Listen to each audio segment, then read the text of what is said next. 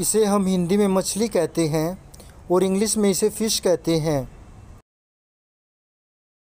इसे हम हिंदी में ओरका फ़िश कहते हैं और इंग्लिश में भी इसे ओरका फ़िश ही कहते हैं।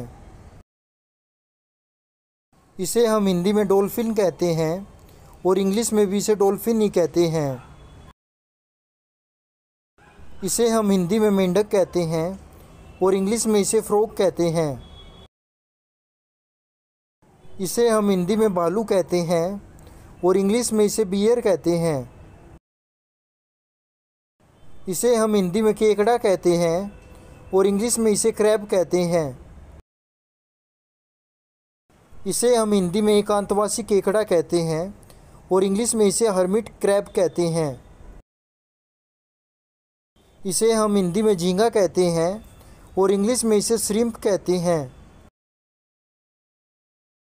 इसे हम हिंदी में ऊदबिलाव कहते हैं और इंग्लिश में इसे ओटर कहते हैं।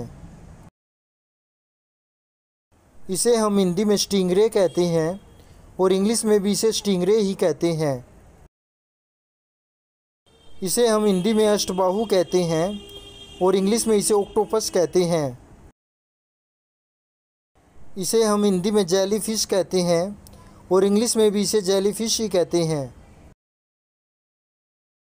इसे हम हिंदी में मगरमच्छ कहते हैं और इंग्लिश में इसे क्रोकोडाइल कहते हैं। इसे हम हिंदी में घोंगा कहते हैं और इंग्लिश में इसे स्नेल कहते हैं।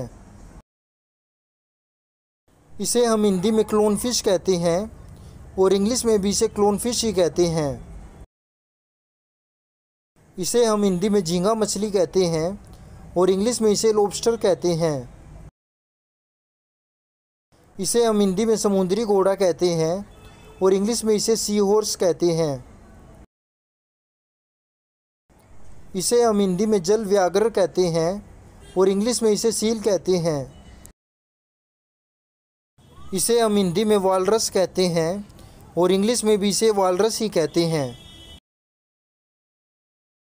इसे हम हिंदी में कालव कहते हैं और इंग्लिश में इसे म्यूसल कहते हैं।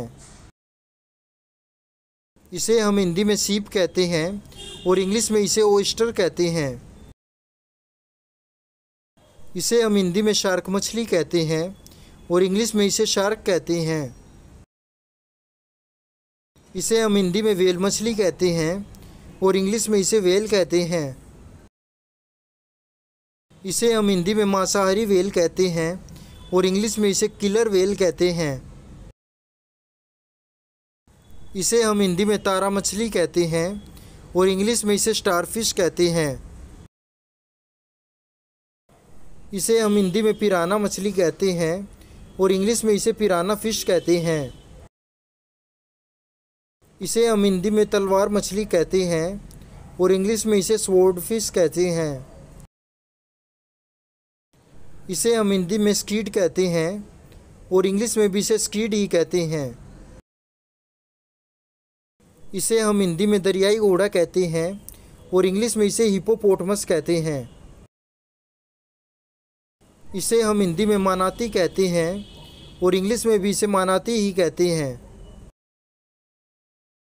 इसे हम हिंदी में बाम मछली कहते हैं और इंग्लिश में इसे एलफिश कहते हैं। इसे हम हिंदी में जल सर्प कहते हैं और इंग्लिश में इसे एनाकोंडा कहते हैं।